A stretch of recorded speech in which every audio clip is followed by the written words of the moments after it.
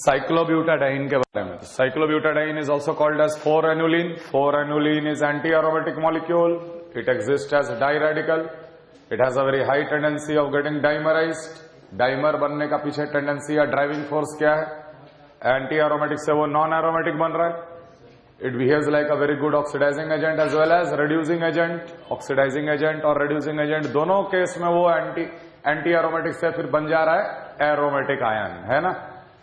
Cyclobutadiene का एक और important property that it reacts with sodium और potassium without evolving any hydrogen gas. Clear. अगला लिखो 6-annuline। 6-annuline is benzene. 6-annuline is benzene, C6H6। Benzene is a aromatic molecule. इस पे बहुत कुछ खास डिस्कशन नहीं, सीधे सीधे aromatic molecule. It is highly stable in nature. It is highly stable in nature. Highly stable in nature. 4n+2π 6π के साथ ये एरोमेटिक है। Next important property you should know about 8-annuline। 8-annuline।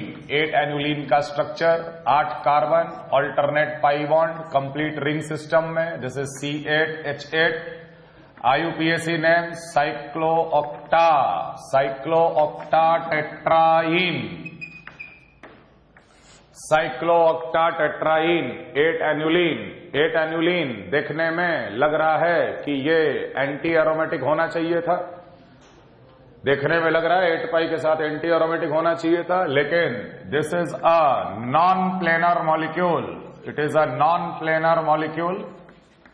Non planar molecule. Remember, if bond angle becomes greater than 120 degree, then tendency to lose planarity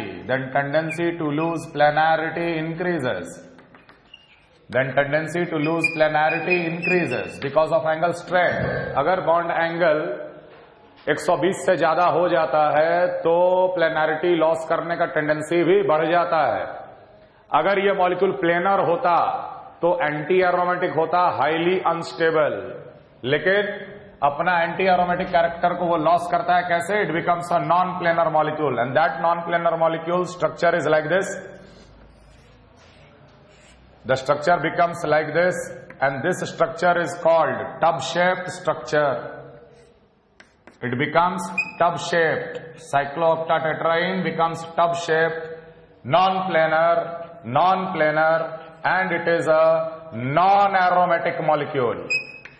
Non-aromatic molecule. ये non-aromatic form में exist करता है क्योंकि non-aromatic ज्यादा stable होता है anti aromatic से।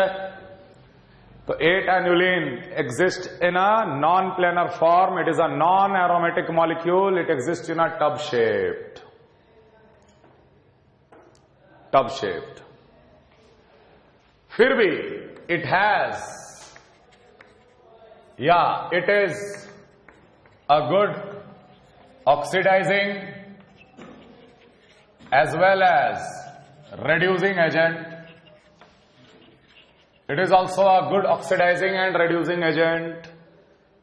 साइक्लोऑक्टाटेट्राइन भी बहुत ही अच्छा ऑक्सीडाइजिंग और रिड्यूसिंग एजेंट है। कारण ये 2 इलेक्ट्रॉन गेन करने के बाद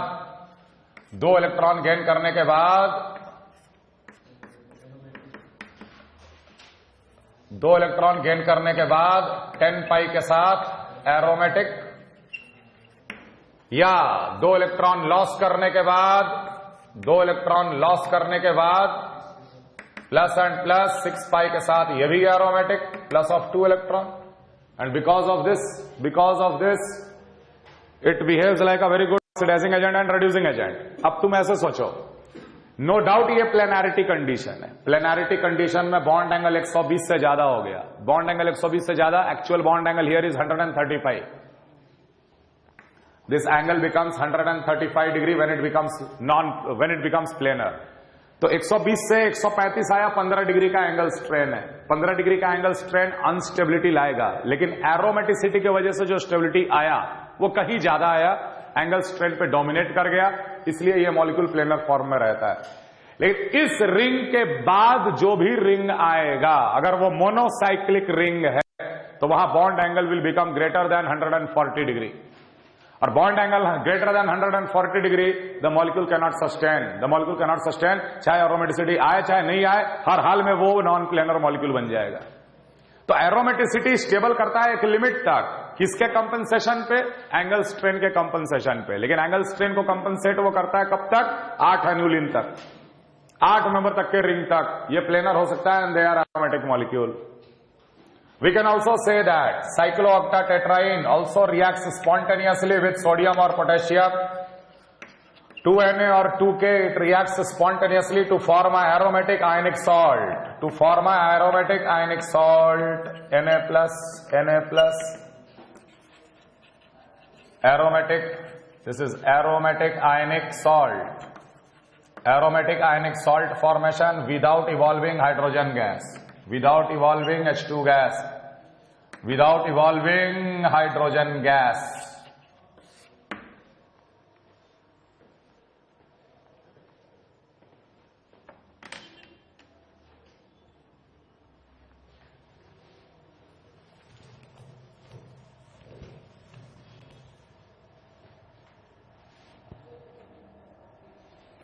Without evolving hydrogen gas.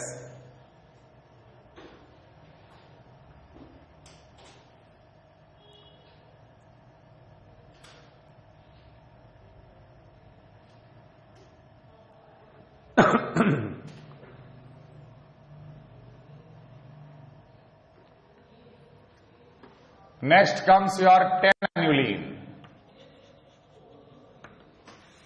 10-annuline. The molecular formula is C10H10. 10-annuline exists as 3 isomeric forms. 10-annuline exists as 3 isomeric forms. One of the isomeric form is this one.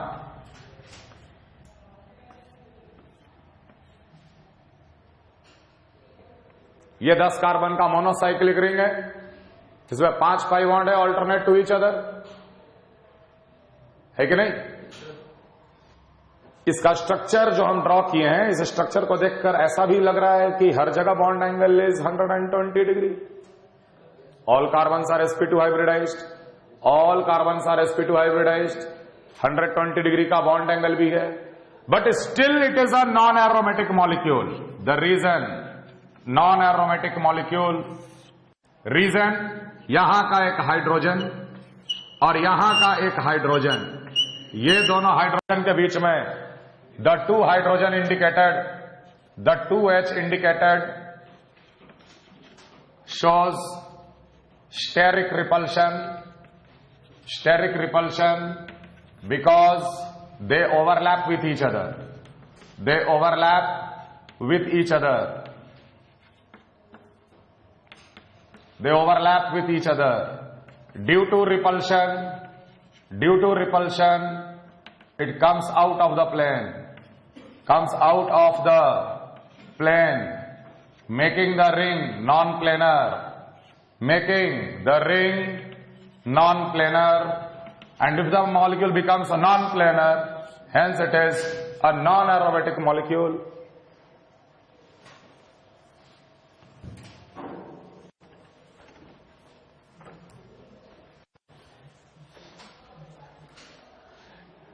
But the other two isomers becomes non-planar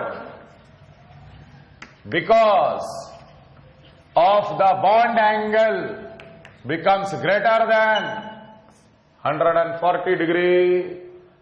अगला दो को ऐसे मानना, जैसे 1, 2, 3, 4, 5, 6, 7, 8, 9, 10. अगर हम लोग इस तरीके से इमेजिन करें इसका स्ट्रक्चर, अगला जो दो आइसोमर होता है ना इस 10 एनुलिन का, बिल्कुल ओपन चेन गोल्ड टाइप का स्ट्रक्चर होता है. ये एकमात्र स्ट्रक्चर ऐसा होता है जिसमें हम लोग बॉन्ड एंगल 120 डिग्री के करीब है, फिर भी ये नॉन एरोमेटिक होता. क्योंकि इन दोनों के बीच में स्टेरिक रिपल्शन हो जाता है, एक बाहर आ जाता है, एक अंदर घुस जाता है. Molecule becomes non-planar, complete cyclic conjugation is lost, non-aromatic. But the other two structure, other two isomer of the 10-annuline becomes non-aromatic. They are also non-aromatic. They are also non-aromatic. लेकिन reason यहाँ पे repulsion नहीं है. The reason is the bond angle becomes greater than 140 degree. तुम खुद सोचो, अगर ये molecule planar होता तो aromaticity आ जाता इसमें. लेकिन एरोमेटिसिटी उसको उतना स्टेबिलिटी नहीं दे पा रहा है जितना कि एंगल स्ट्रेन उसको अनस्टेबल कर रहा है. तो it prefers to remain in a non planar form, non aromatic form. It does not achieve aromaticity.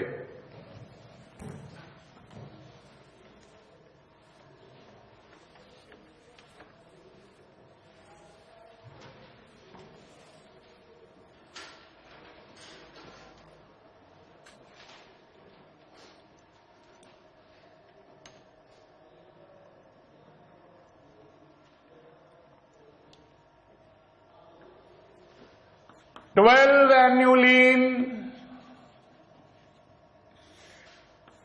is again non-planar, non-aromatic. Non-planar, non-aromatic.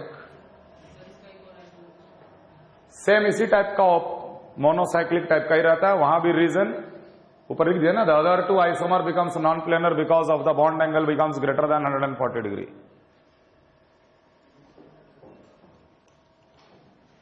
Fourteen एन्युलीन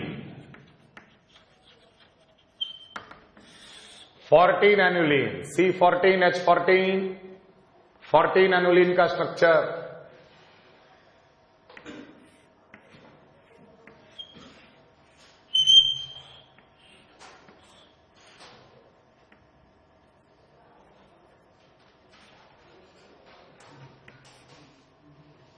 fourteen एन्युलीन का structure.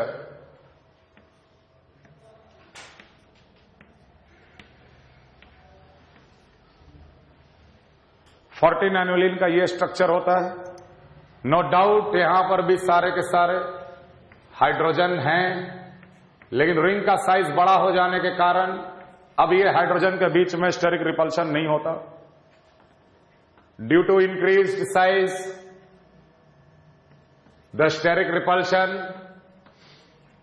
repulsion between H is not observed. Therefore, it remains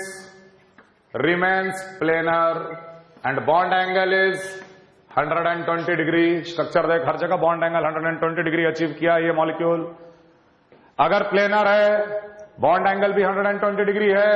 there is a complete cyclic delocalization with 14 pi electrons and 14 aniline is a aromatic molecule. 14 aniline is aromatic molecule. But if all the H is replaced by methyl, अगर हम लोग सारे H को methyl group से अगर replace कर दें तो मिथाइल अगर आ जाएगा चारों जगह तो रिपल्शन हो जाता है. It loses planarity and that structure will become non aromatic molecule. और वो स्ट्रक्चर अगर दे दिया गया तो वो नॉन एरोमेटिक लिख देना. अगर हाइड्रोजन हटा के मिथाइल ग्रुप लगा दिया गया तो वो नॉन एरोमेटिक मॉलिक्यूल हो जाता है. Due to increased size the steric repulsion between H is not observe. जैसा कि हम लोग यहां पे 10 एन्युलीन में ऑब्जर्व किए थे, वैसा 14 एन्युलीन में ऑब्जर्व नहीं होता.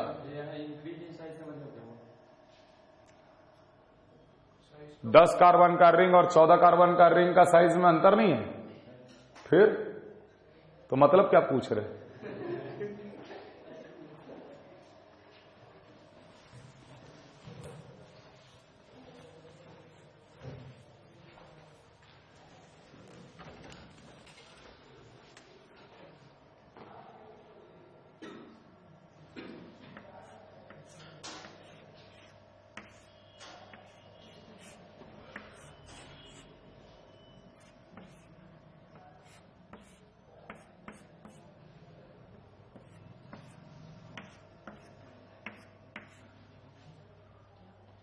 This molecule is called dihydro-14-annuline. This molecule is called dihydro-14-annuline. इसमें भी complete cyclic conjugation, triple bond का एक पाई बॉन्ड रेजोनेंस में नहीं जाता लेकिन एक जाता है, तो 1 2 3 4 5 6 7 14 पाई के साथ this molecule is also aromatic molecule. This is one of the rare example where triple bond is present and the molecule is becoming aromatic. Dehydro इसलिए बोला जाता है कि 14 एनुलिन में से अगर किसी एक डबल बॉन्ड में से 2 हाइड्रोजन निकाल के ट्रिपल बॉन्ड बना दे, dehydro. That molecule also remains aromatic molecule. That molecule also remains aromatic molecule.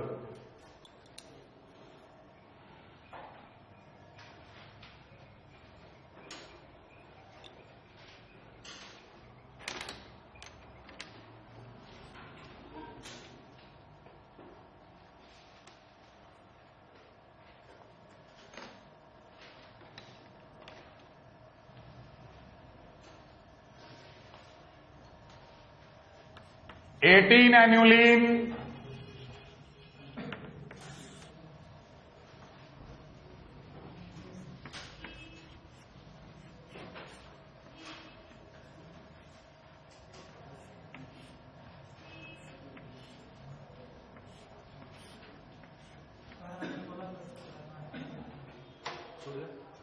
सोलह एनुलिन एंटी एरोमेटिक होता है, लेकिन जरूरत नहीं है. जो एरोमेटिक है, हायर एनुलिन में एरोमेटिक वाले का नॉलेज होना चाहिए.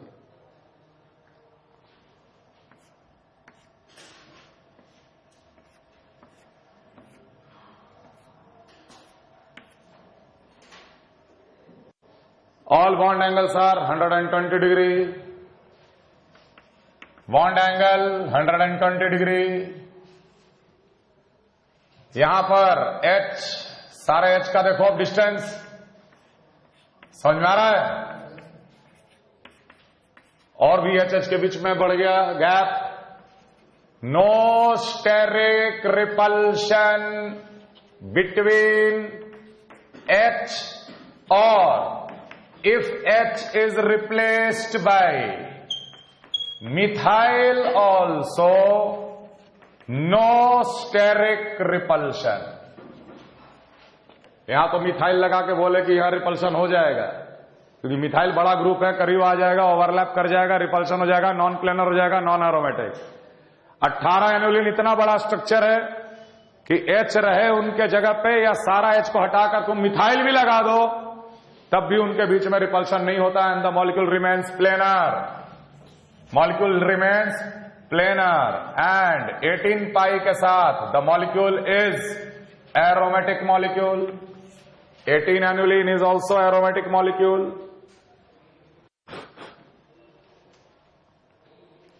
Clear?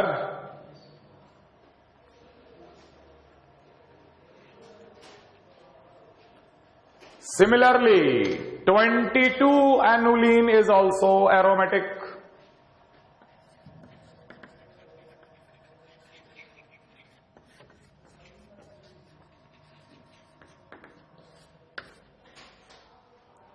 (22) एनुलिन भी एरोमेटिक होता है. रिंग का साइज बढ़ा देंगे.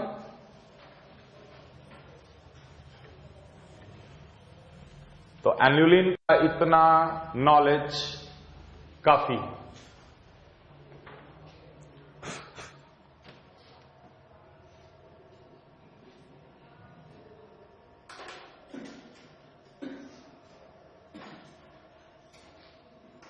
Only the circumferential resonance is taken into account. ये पॉइंट समझ में आया था सबको? अगला कैटेगरी साइक्लोपेंटाडाइन. साइक्लोपेंटाडाइन, यह है cyclopentadiene. Cyclopentadiene is basically a non aromatic molecule. Non aromatic molecule, क्योंकि बीच में एक sp3 कार्बन होने के कारण ये क्या हो गया? Non aromatic molecule. Cyclopentadiene shows acidic nature if taken along with any base. Cyclopentadiene acidic character show करता है अगर उसे किसी बेस के साथ ले लिया जाए तो। कारण साइक्लोपेंटाडाइन का ये hydrogen, this hydrogen is acidic in nature. When taken along with any base, मान ले बी नेगेटिव कोई बेस है तो ये बी नेगेटिव H प्लस हटाया, H प्लस हटाने के बाद बना लिया BH प्लस, H प्लस हटाया तो यहां पे क्या चार्ज आएगा? नेगेटिव। नेगेटिव चार्ज आते ही ये 6 पाई के साथ क्या हो जाएगा? एरोमेटिक।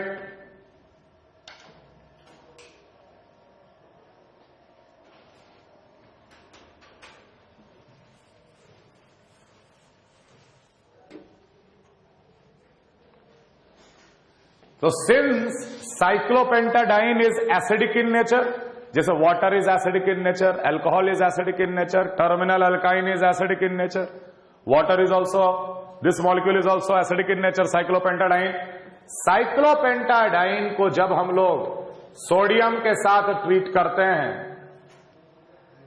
सोडियम या पोटेशियम के साथ ट्रीट करते हैं, it forms a aromatic ionic salt. यहां नेगेटिव और साथ में रहेगा Na plus plus half hydrogen gas. इसलिए मैं उस वक्त एम्फेसिस दे रहा था वो पॉइंट पे कि वहां एरोमेटिक आयनिक सॉल्ट बना but without evolving hydrogen gas. But here aromaticity, aromatic ionic salt ही बन रहा है यहां पर भी, but with evolving hydrogen gas. तो समझ में आ जाएगा ना कि कौन सा सिस्टम का एरोमेटिक आयनिक सॉल्ट बना है, साइक्लोपेंटाडाइन का बना है कि साइक्लोब्यूटाडाइन का बना है। क्लियर? सिमिलरली मान लो 5 मेंबर का रिंग, यहां भी 5 मेंबर का ring fused together when treated with 2 sodium, both ring will become aromatic like this. यहां भी नेगेटिव, यहां भी नेगेटिव, यहां भी Na प्लस, यहां भी Na plus plus of hydrogen gas. Similarly अगर ये साइक्लोपेंटाडाइन बेंजीन के साथ फ्यूज्ड है, साइक्लोपेंटाडाइन बेंजीन के साथ फ्यूज्ड है, यहां पे sp3 कार्बन है, जैसे ही इसको सोडियम के साथ ट्रीट करोगे तो साइक्लोपेंटाडाइन जो बेंजीन के साथ फ्यूज्ड था यहां नेगेटिव चार्ज बन जाएगा। H प्लस गया, नेगेटिव चार्ज बना, साथ में Na प्लस है प्लस हाफ हाइड्रोजन गैस। ये भी एरोमेटिक, ये भी aromatic. Complete circumferential resonance with 10 pi electrons.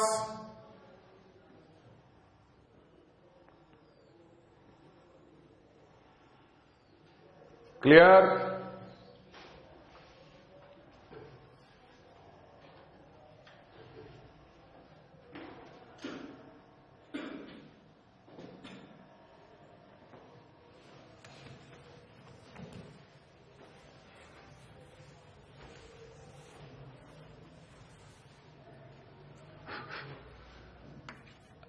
एज्यूलीन, azulene IUPAC name है एक मॉलिक्यूल का, ये एन्यूलिन नहीं है।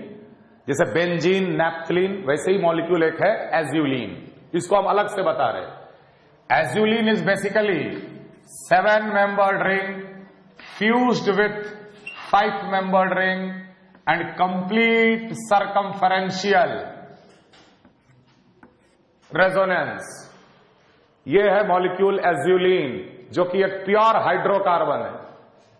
एज्यूलीन क्या है? एक प्योर हाइड्रोकार्बन। एक्सपेक्टेशन क्या होता? Hydrocarbons are normally non polar molecule या वेरी स्लाइटली पोलर। अब जैसे तुम सोचो बेंजीन, नैप्थलीन क्या है? They are non polar molecules. Yes और नो? वैसे ही स्ट्रक्चर लगभग इसका भी है, ये भी कार्बन हाइड्रोजन से बना हुआ है, ये भी नॉन पोलर होना चाहिए, नॉन पोलर सॉल्वेंट में डिसॉल्व होना चाहिए, लेकिन इसका प्रॉपर्टी क्वाइट कॉन्ट्ररी, उल्टा। कारण देख, कारण पाई सिग्मा पाई का हम जैसे ही रेजोनेंस कराए,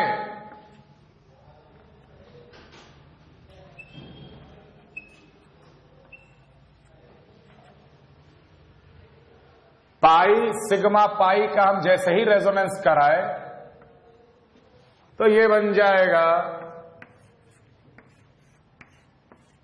यहां पॉजिटिव,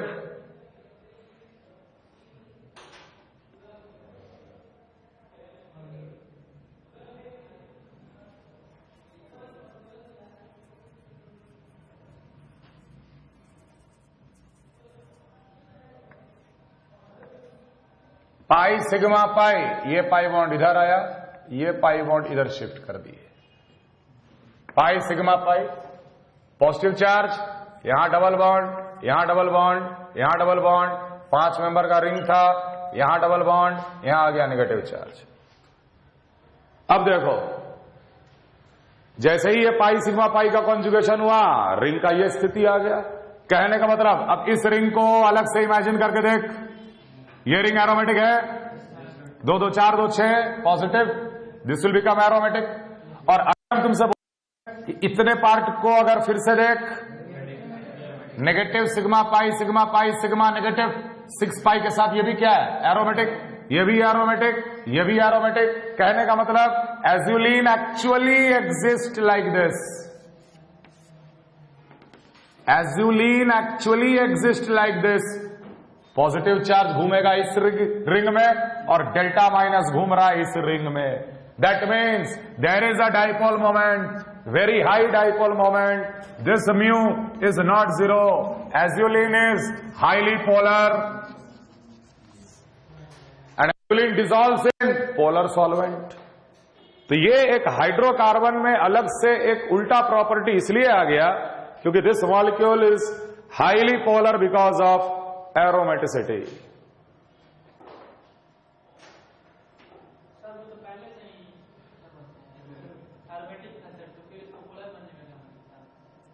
एरोमेटिक पहले से ही,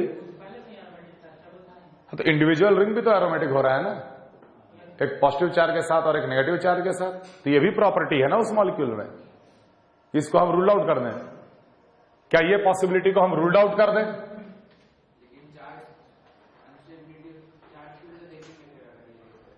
क्या क्या? अच्छा, तो मतलब रेजोनेंस नहीं होगा। ये जो बना है ये एक्चुअल मॉलिक्यूल है कि कैनोनिकल फॉर्म है? देन ये क्या बना है? Canonical form. ये क्या बना है? Hybrid. So actually azulene exist like this, clear? And azulene is a highly polar molecule. यही काम तुम बेंजीन और नेप्थलीन में कराओगे तो चार्ज मिलेगा? No sir, this makes a difference between azulene and naphthalene benzene. Clear?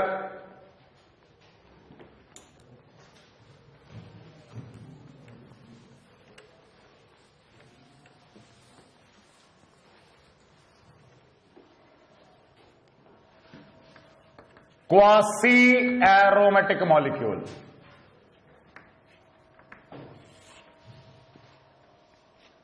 Quasi aromatic molecule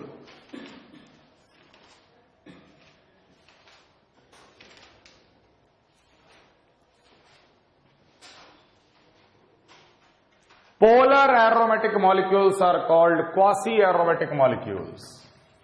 Polar aromatic molecules are called quasi-aromatic molecules. Polar aromatic molecules are called quasi-aromatic molecules. ठीक? एक और point important, in a particular ring only one type of charge should get delocalized. In a particular ring only one type of charge should get delocalized, then only it will be called as quasi-aromatic. In a particular ring only one type of charge, या तो positive delocalise हो रहा है complete ring में, या तो negative delocalise हो रहा है कंप्लीट रिंग में। अगर पॉजिटिव और नेगेटिव दोनों आ गया रिंग में, वो क्वासी एरोमेटिक नहीं है। Only one type of charge should get delocalized in a particular ring. Such kind of polar aromatic molecules will be called as quasi aromatic molecule. For example, क्या ये aromatic है? क्या ये aromatic है। Ring में किस टाइप का charge delocalise हो रहा है? Only positive. It is quasi aromatic molecule. क्या ये एरोमेटिक है? बिल्कुल है। 6 पाई के साथ ओनली एक ही टाइप का नेगेटिव चार्ज डिलोकलाइज हो रहा through out the ring, quasi aromatic molecule. समझ में आ रहा है? सिमिलरली ये 8 मेंबर वाला जो हम लोग एग्जांपल लिए थे, ये यहां negative, quasi aromatic molecule. 8 member का रिंग में ही 2 positive C8 H8 2+, quasi aromatic molecule. समझ में आ रहा है? सिमिलरली अगर मान ले cyclopropenone, is it aromatic one? Yes 2 pi के साथ एरोमेटिक। जैसे ही पाई बॉन्ड हम ऊपर शिफ्ट किए, पॉजिटिव चार्ज घूमने लगेगा रिंग में एक ही टाइप का चार्ज घूम रहा है, quasi aromatic molecule. Clear? Similarly 4 member का रिंग में plus plus, quasi aromatic molecule. 4 member का रिंग में minus minus, quasi aromatic molecule. 4 member का रिंग में डबल बॉन्डेड हो तो ये पाई बॉन्ड इधर शिफ्ट करोगे, ये पाई बॉन्ड इधर शिफ्ट करोगे, प्लस और प्लस आएगा, एक ही टाइप का चार्ज प्लस डिलोकलाइज हो रहा है, quasi aromatic molecule. 7 member ring with positive charge, quasi aromatic molecule. 7 membered ring with double bonded O, quasi aromatic molecule. Pi bond को शिफ्ट करोगे, पॉजिटिव चार्ज डिलोकलाइज होगा। अब अगर हम तुमसे बोलें कि क्या पाइरोल क्वासी एरोमेटिक है? क्या पाइरोल क्वासी एरोमेटिक है? क्या पाइरोल एरोमेटिक है? पहला सवाल। एरोमेटिक तो है, लेकिन क्या ये क्वासी एरोमेटिक है? जैसे ही हम रेजोनेंस कराएंगे तो मेरे को दिखेगा कि एक एटम पे आ गया पॉजिटिव चार्ज, दूसरे एटम पे आ गया नेगेटिव चार्ज, रिंग में दोनों तरह के charge, not a quasi aromatic. That means all quasi aromatics are aromatic, but all aromatics are not quasi aromatic.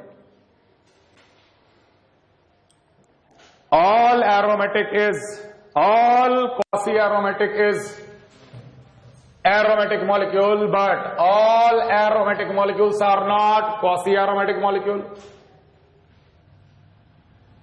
Azulene is a quasi aromatic molecule. ध्यान दो, एक रिंग में एक पर्टिकुलर टाइप का चार्ज, इसमें पॉजिटिव चार्ज, उसमें negative charge, it is a quasi aromatic molecule. अगला example, जैसे मान ले हम ऐसे ड्रॉ कर दिए, 5 मेंबर का ring, double bond along with 3 member का रिंग।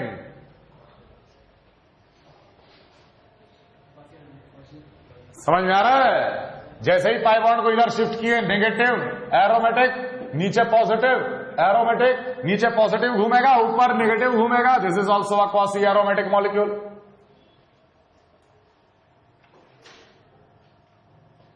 समझ में आ रहा है?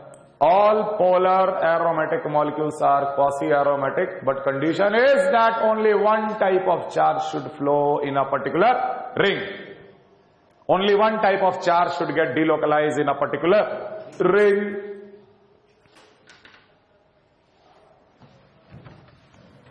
All quasi-aromatic are aromatic, but all aromatics are not quasi-aromatic.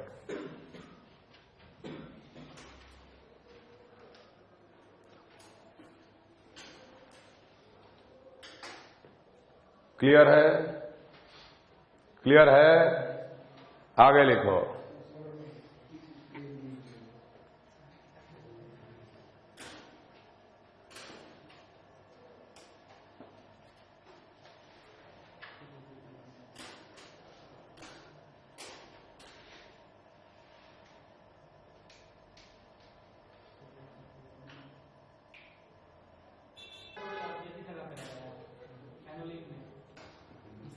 Annulene में, हाँ, रिंग में तो है ना, तो क्या कंप्लीट रिंग में? तो कंप्लीट रिंग में नेगेटिव चार्ज आएगा नाइट्रोजन पे। माने इनडायरेक्टली रिंग में अगर दोनों तरह का चार्ज अगर आ गए, एक ही रिंग में अगर दोनों तरह के चार्ज आ गए, वो क्वासी एरोमेटिक नहीं होता।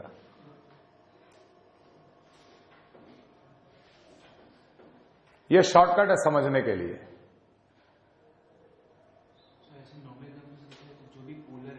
हाँ बिल्कुल।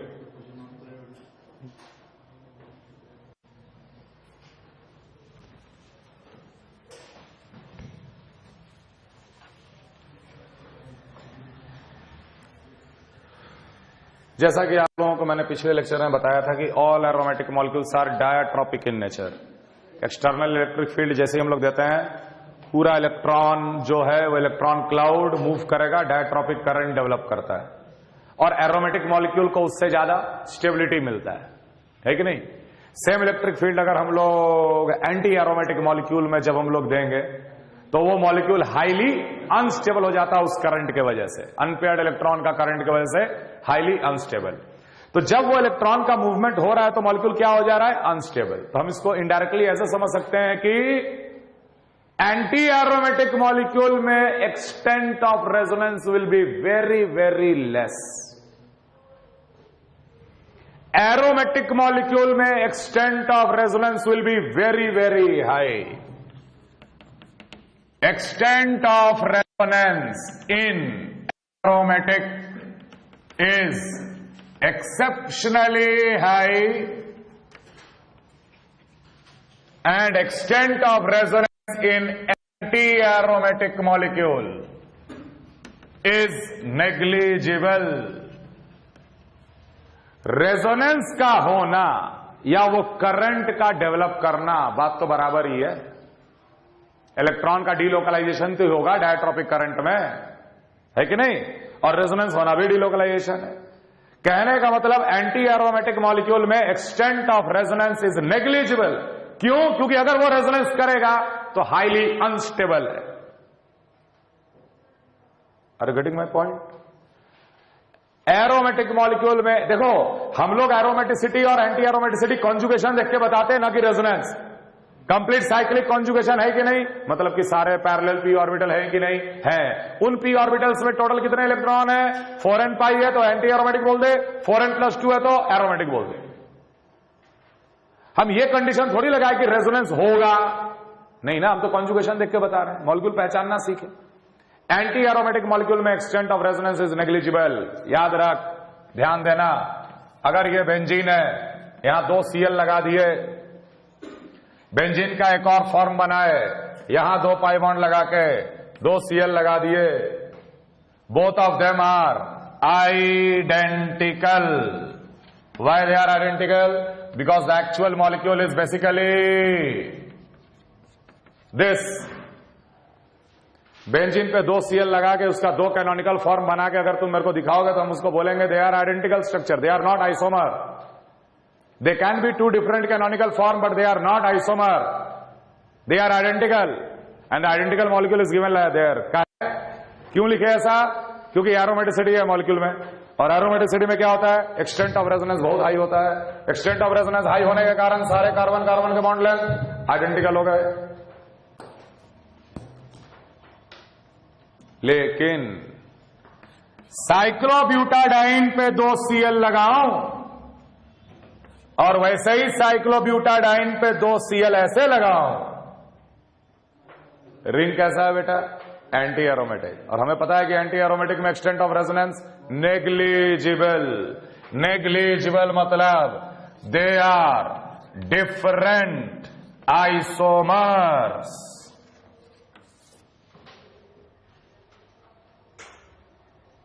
ये दोनों आइसोमर हैं, लेकिन ये दोनों आइडेंटिकल है। समझ में आ रहा है? तो एरोमेटिसिटी में extent of resonance is very very high, but in anti aromatic molecule the extent of resonance is negligible. Clear?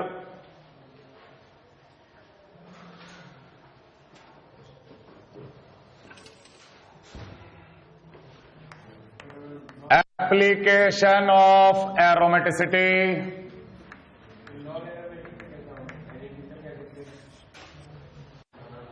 बहुत दिमाग लगा के पूछे सवाल।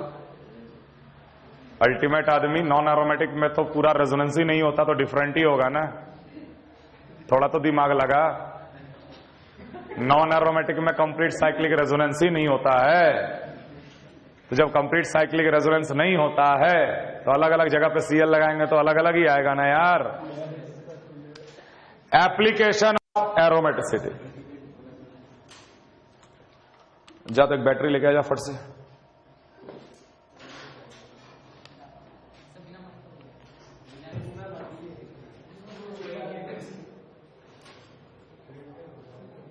Due to aromaticity, the extent of resonance drastically increases. बस यही एकमात्र इंपॉर्टेंट बात ध्यान रखना। Due to aromaticity the extent of resonance drastically increases. बहुत ज्यादा रेजोनेंस होगा। बहुत ज्यादा रेजोनेंस इसलिए वो बहुत ज्यादा स्टेबल होता है। समझ आ रहा है? अब ध्यान दो। मान लो हम तुमको बोले कि रिंग के ऊपर कार्बन पे पॉजिटिव चार्ज, रिंग में कार्बन पे पॉजिटिव चार्ज, दोनों के दोनों कार्बोकटायन है, दोनों के दोनों कार्बोकटायन है।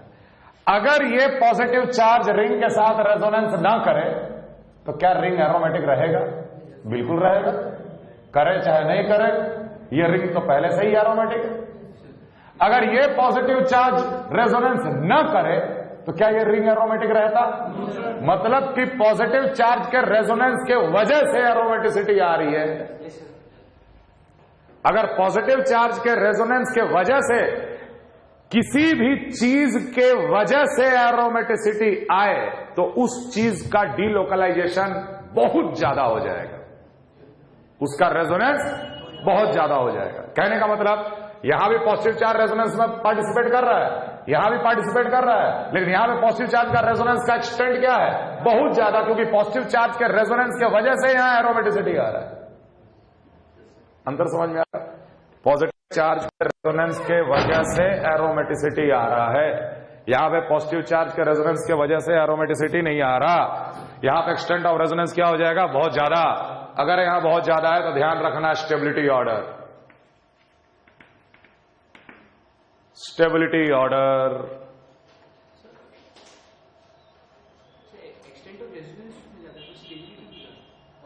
अरे थोड़ा पढ़ाई लिखाई करना भी पड़ता है ना। रेजोनेंस का एक्सटेंट ज्यादा हो गया तो ज्यादा स्टेबल नहीं होगा। समझ में आ रहा है? क्लियर है? हाँ पूछो पूछो, तुम ही पूछ लो, क्या दिक्कत है? कौन प्लस चार्ज? CH2 पे प्लस चार्ज अगर हटा देंगे तो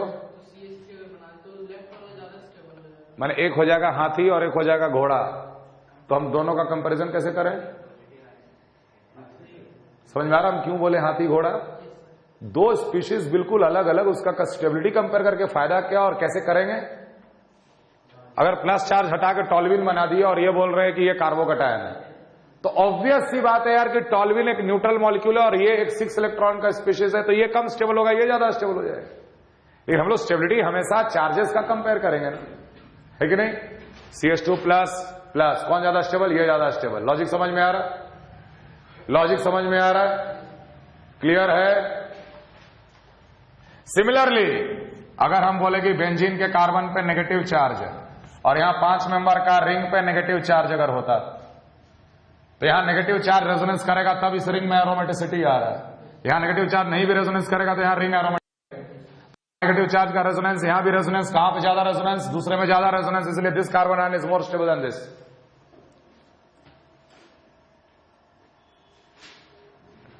क्लियर? Is this clear?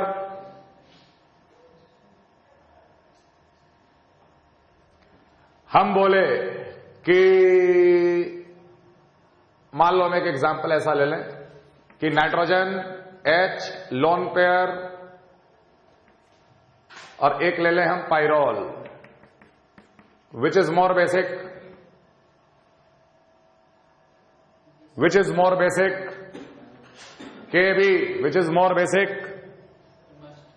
यहां पे भी नाइट्रोजन का लोन पेयर रेजोनेंस कर रहा है लेकिन यहीं तक, कंप्लीट साइक्लिक डिलोकलाइजेशन नहीं है।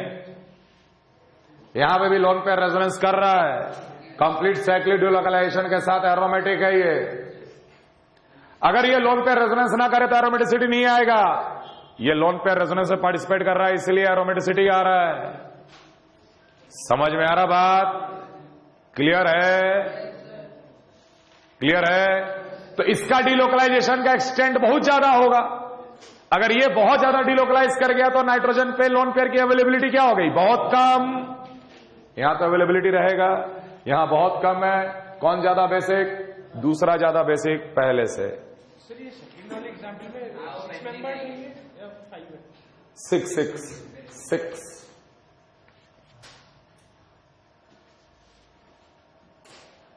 क्लियर है? ओके।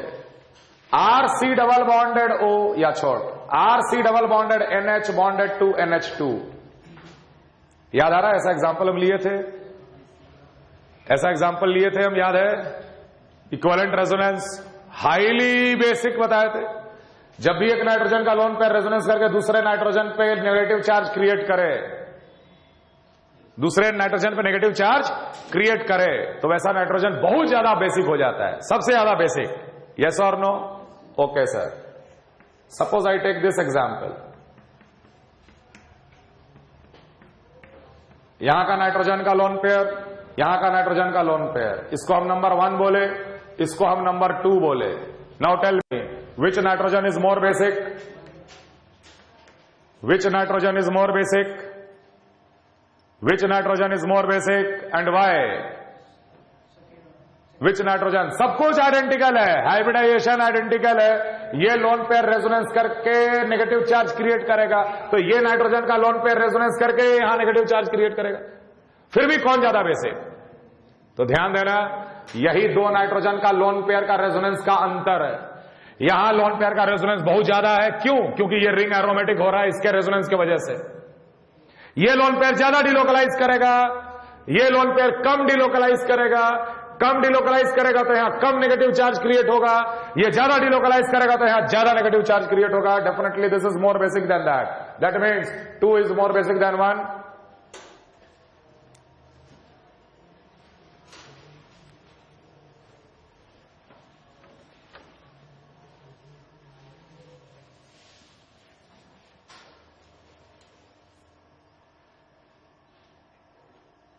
समझ में आया? ये क्लियर हो रहा है? एग्जांपल, एरोमेटिसिटी कैसे स्टेबिलिटी डिसाइड करता है, बेसिक स्ट्रेंथ कैसे डिसाइड करता है। क्लियर है ये चीज? क्लियर? नाउ से मान लो तुम्हारे सामने एक सवाल लिखे, 5 मेंबर का रिंग, पाई बॉन्ड, फिर 5 मेंबर का रिंग, 5 मेंबर का ring, double bond, 3 membered ring, 5 membered ring, double bond, 7 membered ring. Okay, ये कार्बन कार्बन का डबल बॉन्ड के बारे में आपको बताना है। Number 1, number 2, number 3। Okay, first bond strength बताओ।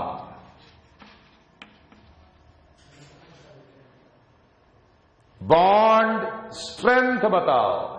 Order bond strength. तो ध्यान देना कि यहां पर अगर हम पाई बॉन्ड को किसी भी डायरेक्शन में ब्रेक करें तो एक रिंग एरोमेटिक और एक रिंग एंटी एरोमेटिक तो होना चाहेगा नहीं मॉलिक्यूल। मतलब कि ये पाई बॉन्ड का ब्रेकिंग प्रोसेस नेग्लिजिबल। यस और नो? इसमें डबल बॉन्ड कैरेक्टर सबसे ज्यादा। यहां अगर हम पाई बॉन्ड को ब्रेक कर दें ऐसे, तो यहां पॉजिटिव आ जाएगा, यहां नेगेटिव आ जाएगा, ये रिंग भी एरोमेटिक हो जाएगा, ये रिंग भी एरोमेटिक हो जाएगा। अगर ये पाई बॉन्ड को ऐसे ब्रेक कर दे तो नेगेटिव और पॉजिटिव, ये रिंग भी एरोमेटिक हो गया, ये रिंग भी एरोमेटिक हो गया। डेफिनेटली ये जो पाई बॉन्ड है वो 100% ब्रोकन कंडीशन में रहेगा। 100% ब्रोकन कंडीशन। लेकिन यहां पे 100% ब्रोकन कंडीशन रहेगा क्या? No. Okay, the bond strength will be 1 greater than. अब इन दोनों में कौन ज्यादा टूटेगा बताओ? कौन 99% टूटा है और कौन 98% टूटा है? समझ में आ रहा? देख, तो यहां पे पॉजिटिव चार्ज 3 जगह ही डिलोकलाइज हो रहा है। ये भी एरोमेटिक है, but positive charge is getting delocalized at 3 position. ये aromatic, positive charge is getting delocalized at 7 position. Definitely this positive charge is more stable. More stable मतलब कि ये ज्यादा ब्रेक करेगा. ये 99% ब्रेक किया, ये 98% ब्रेक किया. समझ में आ रहा है? अब बताओ bond strength. 1 greater than 2 greater than 3. Okay. Second is bond length. Bond length तुरंत बताते चले जा. Bond length 3 greater than 2 greater than 1.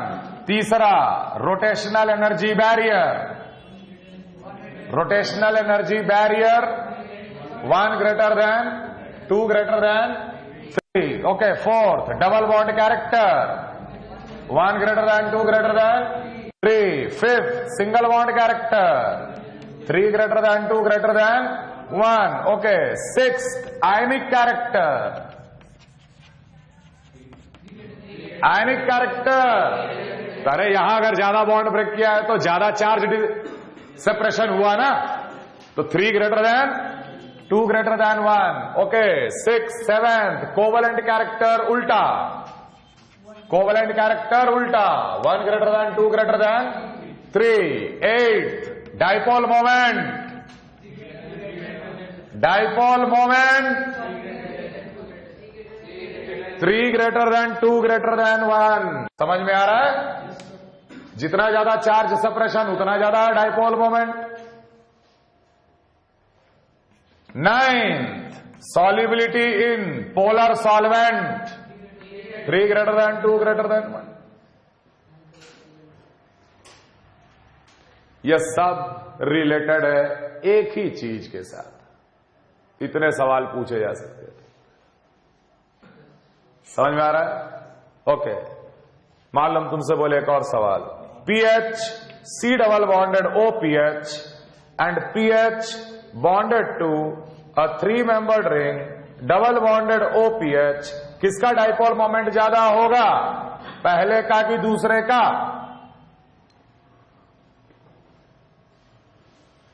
किसका डाइपोल मोमेंट ज्यादा होगा, पहले का कि दूसरे का? Carbon double bonded oxygen delta plus delta minus. Okay fine. लेकिन अभी ये पाई बॉन्ड ब्रेक कर गया 100% पॉजिटिव रिंग एरोमेटिक, तब तो ये कंप्लीट पॉजिटिव और कंप्लीट नेगेटिव ना. यहां ज्यादा चार्ज सेपरेशन, यहां कम charge separation. Dipole moment 1.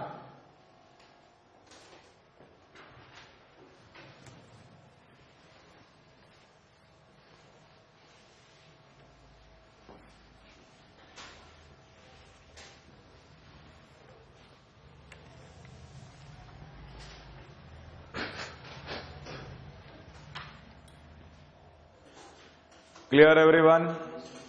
Clear? Okay. आगे लिखिए.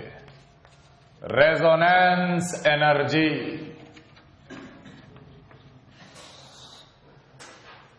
Resonance energy is basically the difference between the energy of hybrid minus energy of its most stable canonical form, RS, resonating structure. Resonance energy is basically the difference between the energy of the hybrid minus the energy of the most stable canonical form. ये basic definition है.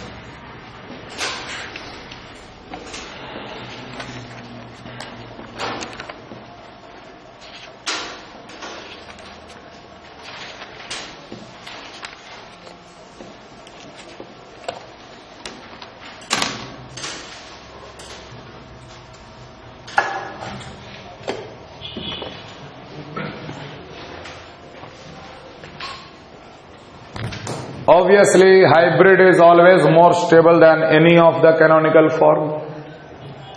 Hybrid is always more stable than any of the canonical form. Therefore, energy of the hybrid will be always less than the energy of the most stable canonical structure. Definitely, the resonance energy will be a negative quantity. Resonance energy का negative does not mean exothermic. ध्यान रखना, resonance energy negative का यह मतलब नहीं है कि exothermic, यह मतलब नहीं है कि एनर्जी रिलीज होगा। बेंजीन में रेजोनेंस चल रहा है, बेंजीन में रेजोनेंस है, तो बेंजीन का भी अपना एक रेजोनेंस एनर्जी होगा। इसका यह मतलब नहीं कि बेंजीन रखे रखे गर्म हो जा रहा है। नहीं समझे? It does not mean exothermic, it only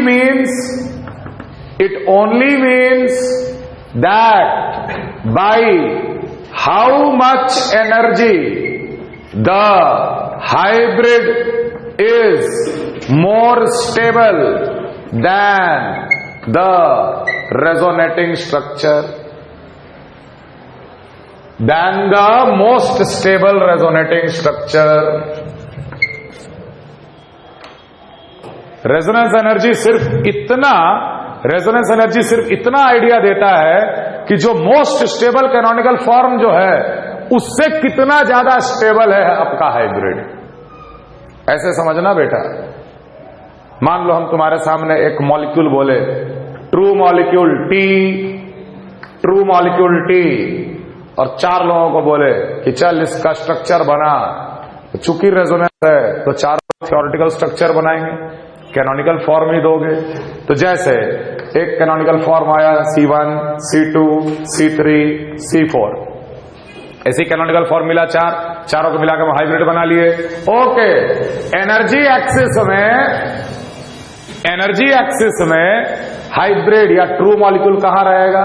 यहां पर। मान ले यहां लाई कर रहा है C2, यहां लाई कर रहा है C3, यहां लाई कर रहा है C1, यहां लाई कर रहा है C4।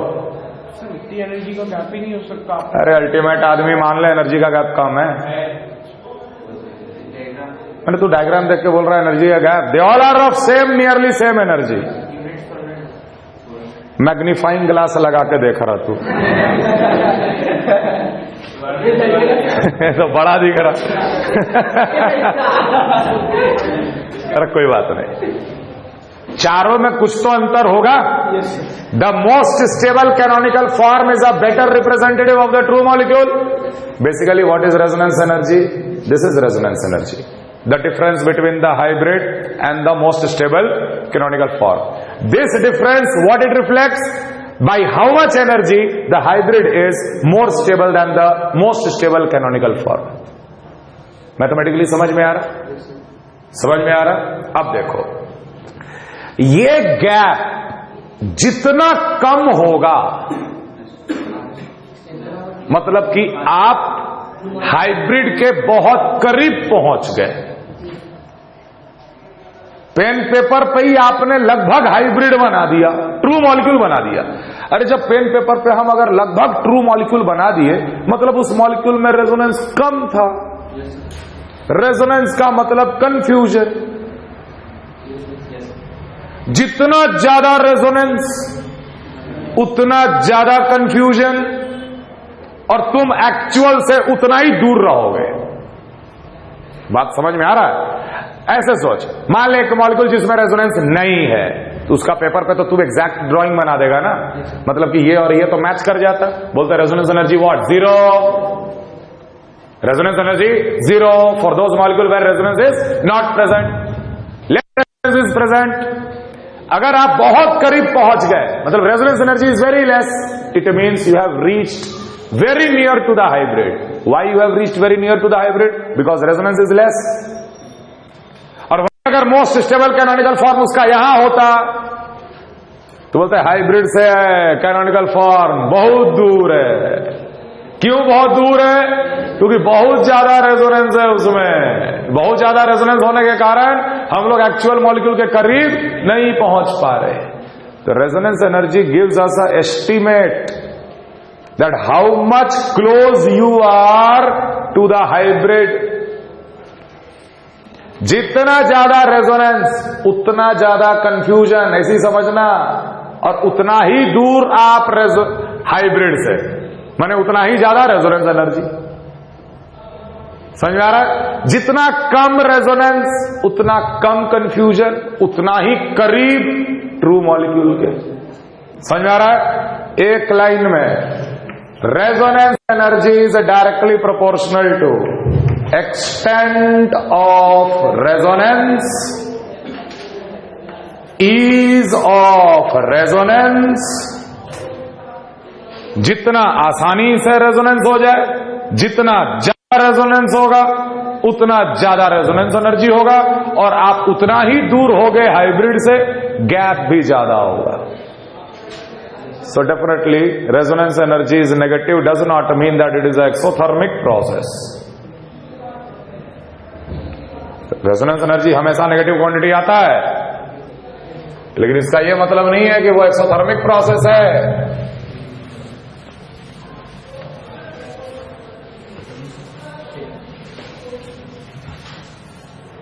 समझ में आ रहा? क्लियर है?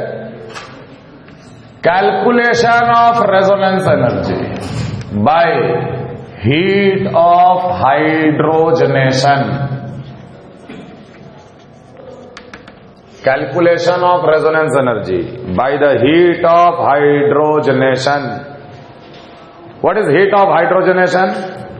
जब कोई एक पर्टिकुलर पाई बॉन्ड हाइड्रोजनेट होता है तो हीट एनर्जी लिबरेट होता है। पाई बॉन्ड जब हाइड्रोजनेट होकर सिंगल बॉन्ड बनता है तो हीट एनर्जी लिबरेट होता है। ये थर्मोकेमिस्ट्री में हम लोग और डिटेल में पढ़ेंगे, ध्यान रखना। हम एक एग्जांपल ले रहे हैं। साइक्लोहेक्सीन जब 1 मोल हाइड्रोजन गेन करता है तो बन जाता है साइक्लोहेक्सेन। तो इस प्रोसेस का heat of hydrogenation is -29 kilo calorie per मोल। जब एक पाई बॉन्ड हाइड्रोजन गेन करके बिल्कुल सैचुरेटेड सिंगल बॉन्ड होता है तो हमेशा हीट एनर्जी क्या होता है? रिलीज होता है, रिलीज होता है। और वो हीट एनर्जी जो रिलीज होता है उसी को हम लोग बोलते हैं हीट ऑफ हाइड्रोजनेशन। समझ में आया? ओके। साइक्लोहेक्साडाइन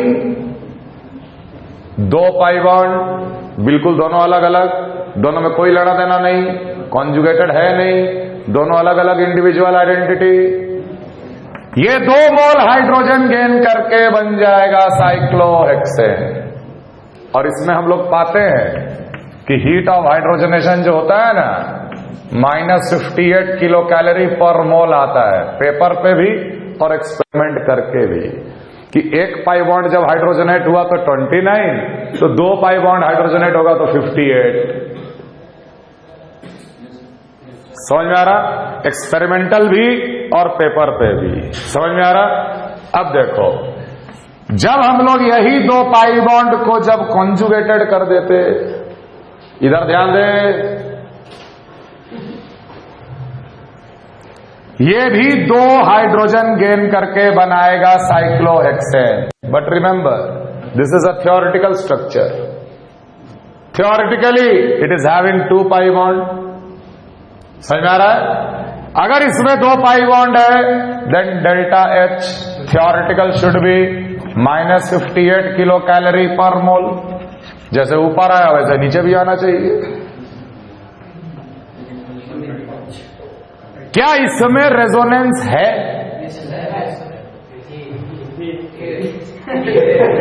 है कि नहीं? है। इसी में है रेजोनेंस कि हाइब्रिड में होता है रेजोनेंस? तो इसीलिए मैं बोलता हूं ना कि ये थ्योरेटिकल, जैसे ये थ्योरेटिकल स्ट्रक्चर है ना, थ्योरेटिकल से जैसे यहां 2 पाई बॉन्ड, यहां भी 2 पाई बॉन्ड, तो मेरा एक्सपेक्टेड वैल्यू कितना है? 58। But actual value for this molecule comes 55.56 kilo calorie per mole.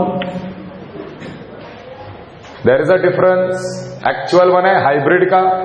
Actual मतलब जो हम मॉलिक्यूल एक्सपेरिमेंट में लिए थे वो बेसिकली ऐसा था, हाइब्रिड को लेके हाइड्रोजनेट किए ना, तो ऐसा। Similarly when we introduce 3 pi bond, our expectation is ये साइक्लोहेक्सेन दिया, delta H theoretical 3 into 29 minus 87, but delta H actual, delta H actual मतलब कि बेंजीन को लेके, एक्चुअल बेंजीन को लेके इट कम्स माइनस 51। अगर हम ये पूरे चीज को एनर्जी के एक्सिस में अगर हम लोग प्लॉट कर दें या बिठाएं, तो चूंकि ये एक्सोथर्मिक प्रोसेस है, एक्सोथर्मिक मतलब कि प्रोडक्ट का एनर्जी कम और रिएक्टेंट का एनर्जी ज्यादा, क्योंकि energy of product minus energy of reactant he delta H होता है। तो प्रोडक्ट का एनर्जी कम और रिएक्टेंट का एनर्जी ज्यादा। तो सबसे ज्यादा स्टेबल कौन है? सबसे ज्यादा स्टेबल इन चारों में कौन है? चारों क्या, पांचों में साइक्लोहेक्सेन हुआ ना। चाहे बेंजीन का करा ले या साइक्लोहेक्सिन का करा ले या डाइन का करा ले, हर प्रोसेस अगर एक्सोथर्मिक है, that implies that cyclohexane is more stable then all other reactant. Yes और नो? ओके। अब कौन है ज्यादा स्टेबल? अब कौन आएगा एनर्जी में?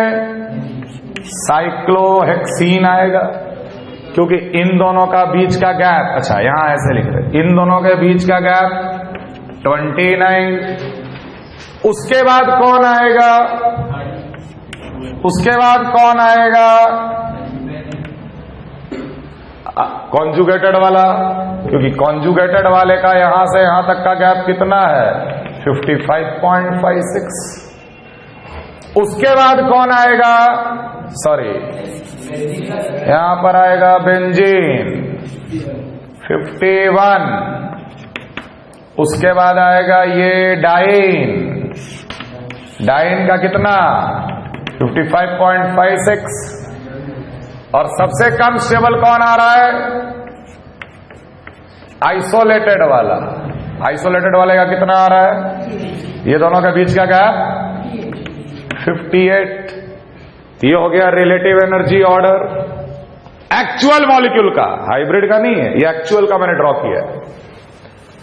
तो अगर कोई कहे कि ये चारों पांचों को स्टेबिलिटी के ऑर्डर में अरेंज करो, तो सबसे ज्यादा स्टेबल कौन होगा? साइक्लोहेक्सेन, उसके बाद साइक्लोहेक्सीन, उसके बाद benzene, conjugated diene, isolated dine.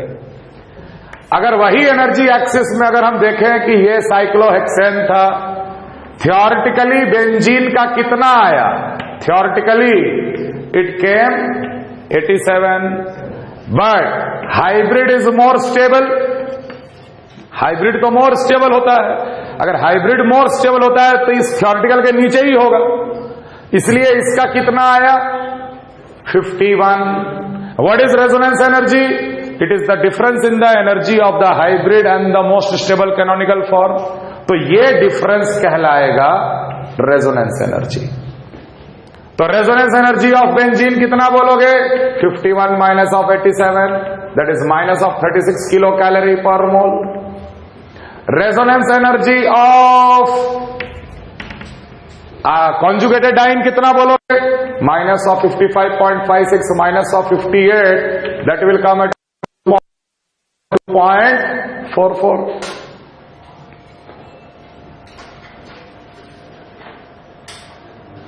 समझ में आ रहा? Therefore, resonance energy is always delta H hydrogenation of actual molecule, actual hybrid, minus of delta H calculated theoretical. Delta H calculated theoretical. Actual minus theoretical will give you the resonance energy of that particular molecule. मान लो तुमसे हम एक सवाल पूछें कि इस molecule का delta H hydrogenation alpha है, delta H hydrogenation of naphthalene is beta, then what is the resonance energy of naphthalene? Then what is the resonance energy of naphthalene?